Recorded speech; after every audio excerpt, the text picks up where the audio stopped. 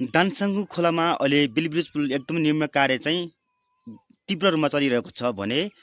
विशेष गरी चाहिँ यो बाजुरा जिल्लाको मातरी सडक खण्ड अन्तर्गत पर्ने जुन 42 किलोमिटरको बिचको एउटा चाहिँ हाम्रो यो दानसाङ खोलामा चाहिँ अहिले बेलिब्रिज पुल निर्माण कार्य चाहिँ अन्तिम चरणमा पुगिसकेको छ र यो पुल अहिले बनिसकेपछि यहाँ बाजुराका कुन्ना क्षेत्रका 4 पालिकाका सहित र हुम्ला मुगुका केही जनताहरूलाई एकदमै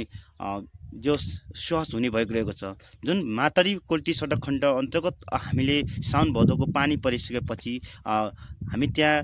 2-3वटा गाडी फेरेर चाहिँ मातरी जानुपर्ने अवस्था थियो भने अहिले चाहिँ दानसाङ्गु खोलामा चाहिँ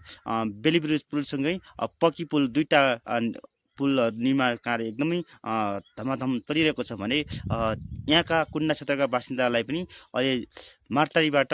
कोल्टी आउन र कोल्टीबाट मार्दै जान एकदम निकै सहज हुने भइरहेको छ। त्यसै गरी रजतलीमा पनि अहिले पक्की पुल निर्माण भइरहेको छ भने त्यसै गरी अन्नाई खोलाकोमा पनि पुल निर्माण गरेर पक्की पुल निर्माण गरेर अहिले त्यहाँ सञ्चालन आइसकेको छ।